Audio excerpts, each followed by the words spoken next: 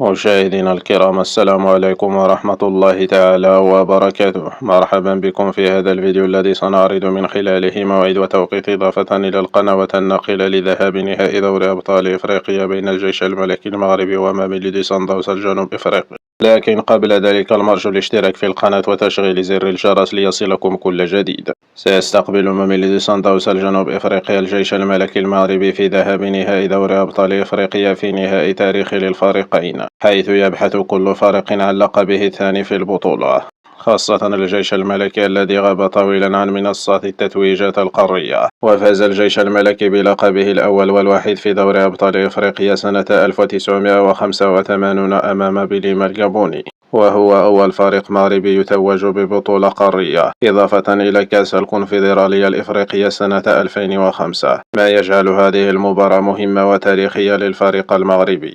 وستجرى المباراة يوم الأحد 17 من مايو 2026 في تمام الساعة 3 بعد الزوال بتوقيت المغرب، الجزائر وتونس، والرابعة بتوقيت مصر، ليبيا والسودان. وستبث المباراة مباشرة على قناة بين سبورت 2. أما القنوات المشفرة الناقلة للمباراة على قمر أسرة 19، هناك قناة بين سبورت ماكس 9 الفرنسية، إضافة إلى قناة سبورت تيفي 1 البرتغالية على قمر هيسباساتا. أما على قمر تلسات 36 هناك القنوات الجنوب إفريقية كانال سبورت 1 وسوبر سبورت ماكسيمو 3 وقناة سوبر سبورت 4، إضافة إلى قناة سبورت كلوب 1 الكرواتية على نفس القمر، وفرجة ممتعة للجميع.